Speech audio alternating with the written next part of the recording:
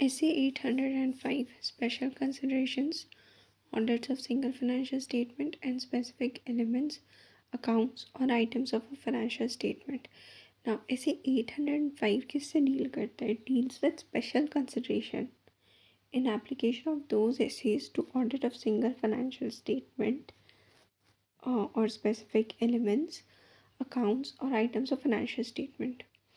अब ये general purpose financial statement के अकॉर्डिंग भी प्रिपेयर हो सकता है और स्पेशल पर्पस के अकॉर्डिंग भी हो सकता है. अगर स्पेशल पर्पस के अकॉर्डिंग होगा तो ऐसे 800 भी अप्लाई होगा. अब क्या क्या एग्जाम्पल्स होते हैं?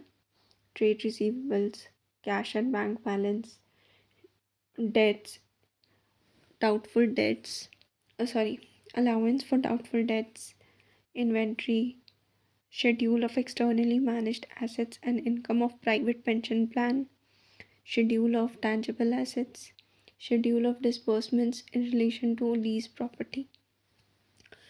अब क्या क्या कंसिडरेशंस रखना चाहिए in accepting and planning and performing such audit? अब दो चीज़ें, या तो auditor complete set of financial statements का ऑडिट किया है या फिर नहीं किया है. अगर किया है तो फिर उसको रेलिवेंट एसेस को कंप्लाई करना पड़ेगा.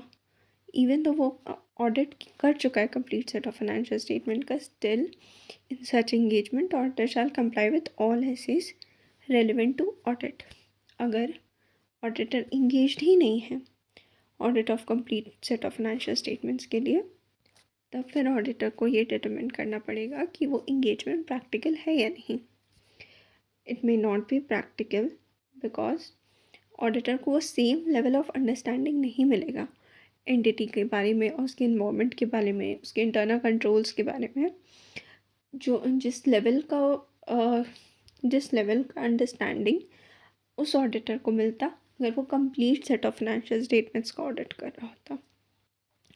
Auditor may need further evidence to corroborate audit evidence acquired from accounting records if auditor concludes that such engagement may not be practical. तब फिर ऑडिटर को मैनेजमेंट से बात करनी पड़ेगी कि वो कोई और इंगेजमेंट कर सकता है जो ज़्यादा प्रैक्टिकल है या नहीं. When auditing single financial statement or specific element, auditor may use audit evidence obtained as part of audit of complete set of financial statement. जो audit evidence complete set of financial statement के लिए use हुआ था वो single financial statements के लिए भी use कर सकते हैं. लेकिन अब जो मटीरियलिटी हम लोग complete set of financial statements के लिए लिए थे वो same materiality single financial statement या फिर स्पेसिफिक एलिमेंट के लिए लो हो जाएगा. So this will affect nature, timing and extent of audit procedures. Now, forming an opinion and reporting considerations. If auditor undertakes engagement to report on single financial statements along with engagement to audit complete set of financial statement, वो दोनों ले रहा है, complete set of financial statement भी और single financial statement भी, तो auditor shall express separate opinion देना होगा दोनों क्यों for each engagement. अब ये जो सिंगल फाइनेंशियल स्टेटमेंट है और जो audited complete set of financial statement है ये साथ में पब्लिश हो सकते हैं. लेकिन अगर इसका प्रेजेंटेशन ऐसा है जो मतलब इसको डिफ्रेंशिएट कर सकता है कि हाँ ये अलग है ये अलग है, तभी वो साथ में पब्लिश हो सकता है. अब ऑडिटर का ओपिनियन दो केस में, अगर ऑडिटर एक्सप्रेस किया है qualified opinion on complete set of financial statement और अगर ऑडिटर एक्सप्रेस किए हैं एडवर्स और डिस्क्लेमर ऑफ ओपिनियन, ठीक है, तो ये दोनों केस में सिंगल फाइनेंशियल स्टेटमेंट के बारे में कैसा ओपिनियन देना सही रहेगा. तो if auditor expressed qualified opinion on complete set of financial statement then auditor shall determine effect of this on auditor's report on single financial statement. पहले तो उसका इफेक्ट देख लो क्या है. और if deemed appropriate then auditor shall modify opinion in auditor's report on single financial statement. अगर उसको लगता है कि हाँ अप्रोप्रिएट है तो फिर उसको मॉडिफाई कर सकते हैं, क्वालिफाई ओपिनियन दे सकते हैं. in auditor's report on single financial statement. और अगर ऑडिटर एक्सप्रेस किए हैं एडवर्स या डिस्क्लेमर ऑफ ओपिनियन, तो फिर वो तभी कर सकते हैं जब 3 कंडीशन सेटिस्फाई हो, एल्स नहीं कर सकते हैं. If it is not prohibited by law or regulation, first point.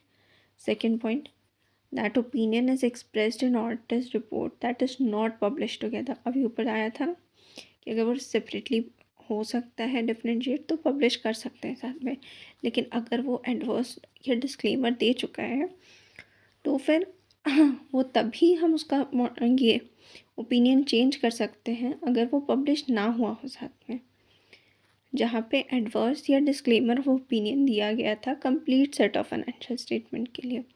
ये हो गया second point. Third point, specific element not constitute major portion of complete set of financial statement. जो एडवर्स ओपिनियन जो आया है उसका कोई रीज़न, मतलब कोई ऐसा एलिमेंट नहीं है जो कंस्टिट्यूट करता है major portion of complete set of financial statement.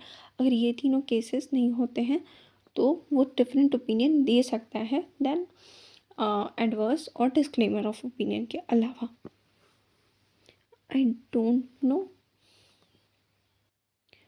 if you are getting it or not. Okay, so these are audio revisions.